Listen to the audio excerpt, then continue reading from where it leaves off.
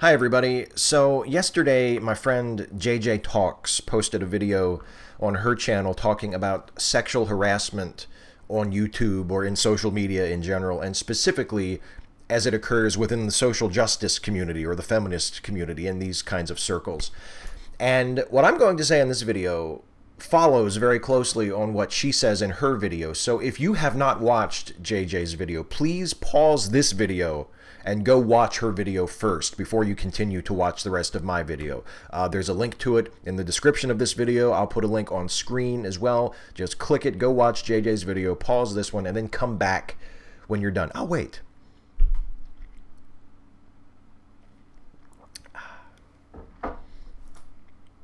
So now that you've watched JJ's video, you may have had one of several possible reactions. If you are a woman and you watched JJ's video, you may have thought, oh, that's terrible, we need to do something about this. Or it's very likely, it's sadly likely, that a lot of you watched JJ's video if you're a woman and you said that same thing has happened to me. I know exactly what she's talking about. She speaks for me when she talks about experiencing sexual harassment online, especially in what are supposed to be safe areas.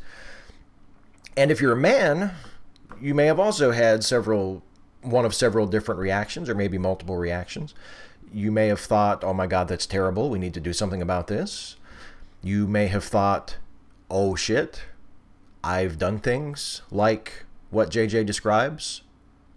You may have thought, oh shit, I am one of the actual people JJ is talking about, who has done these things to her personally. Or you may have had a reaction like I had, which was to be very jarred by it. I certainly cannot say that I am surprised by the things that she talks about in that video.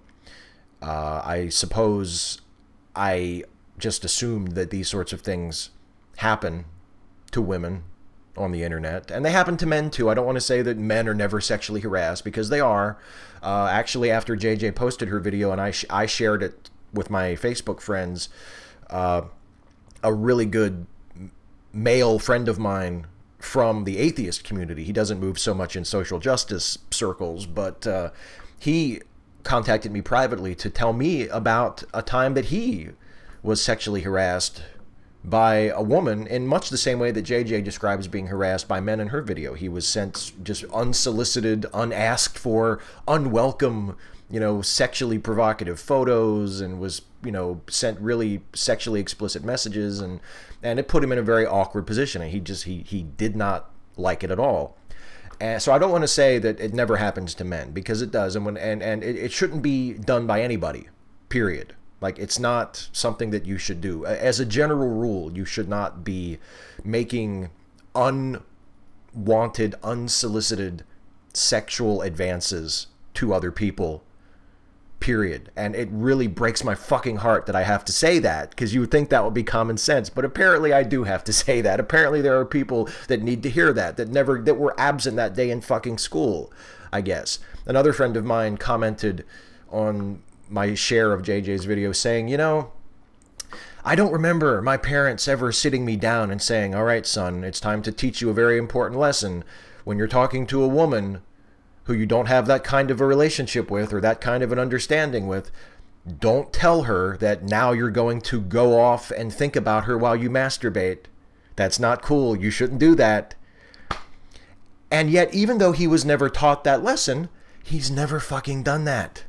Because he's a decent person who respects other people and respects boundaries and understands that you can't just do that to people, that it makes people uncomfortable, that it makes people feel embarrassed, it makes people feel used and dehumanized.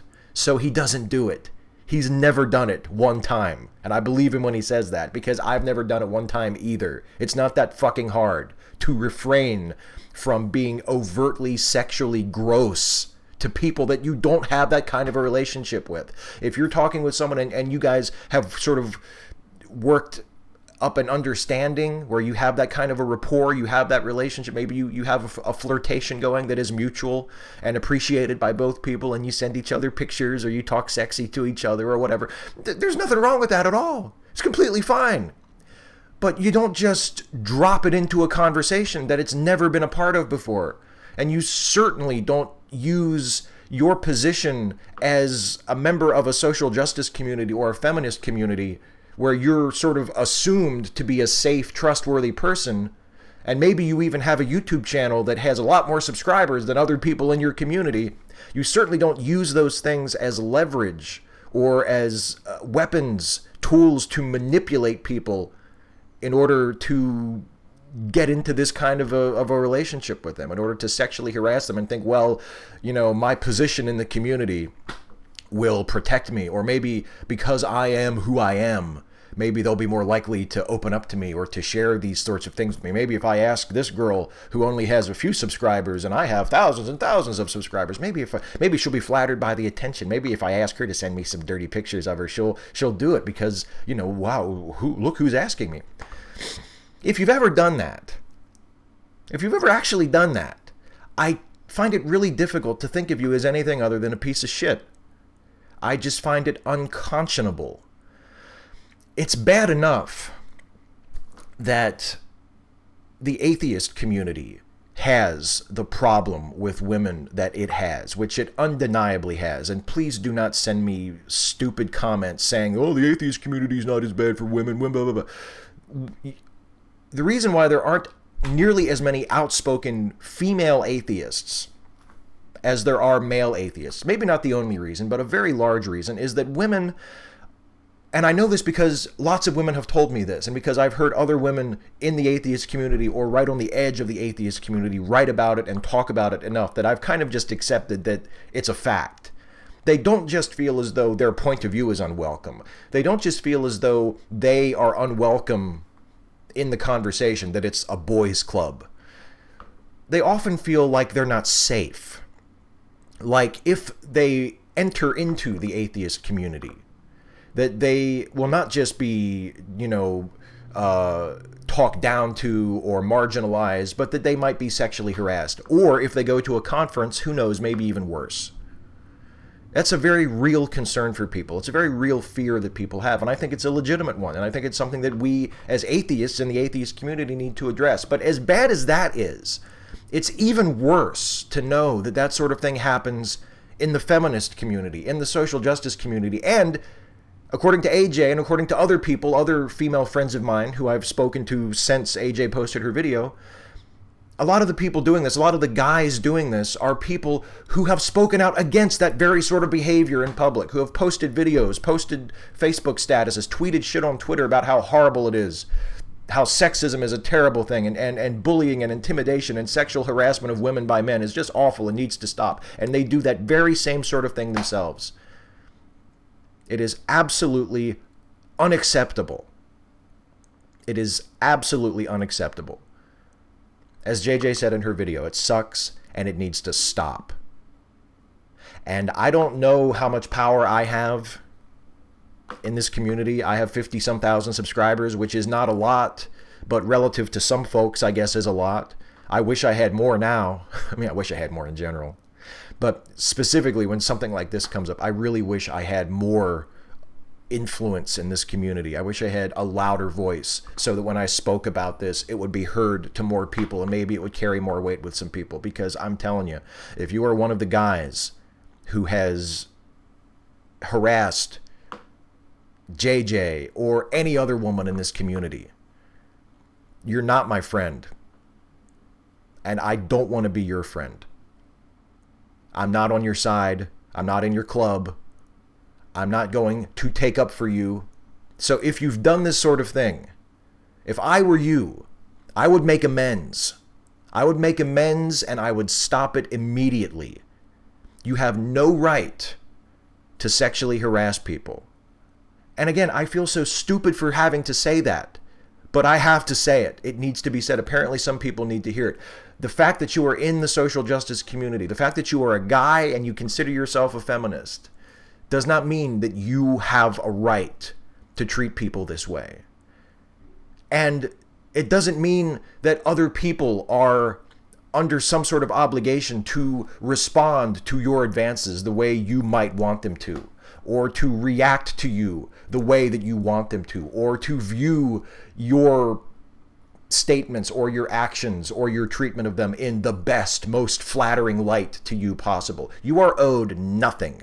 My friend Saretta Yuki, who many of you know from YouTube, and I'm Facebook friends with him as well. He posted something on Facebook a couple of days ago, actually, coincidentally, had nothing to do with this particular topic.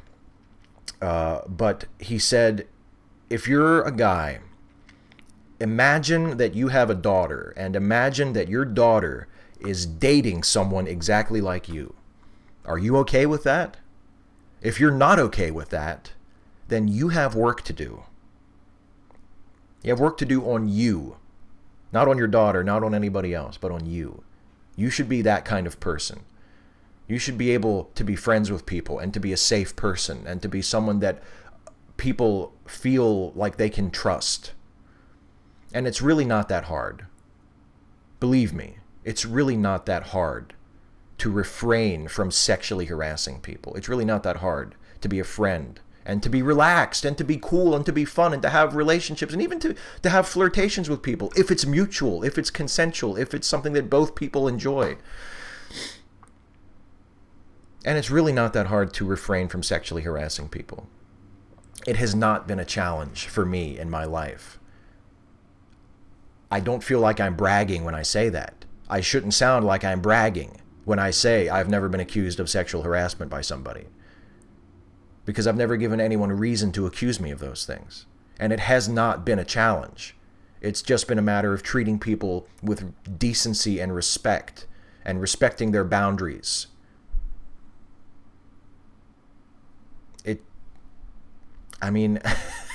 What? It really is just the most disappointing thing to me in the world to hear about this. And it frustrates me, and it saddens me, and it angers me to know that it happens to friends of mine, to people who I'm close with and I really consider friends.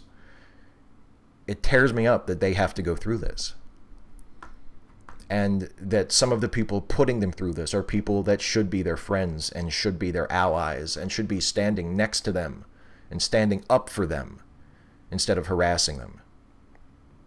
It is utterly contemptible, and there is no excuse for it. And I'm telling you, if you are one of the people doing this, you need to stop. You need to apologize. You need to make amends with whoever you've done it to, and you need to never do it again.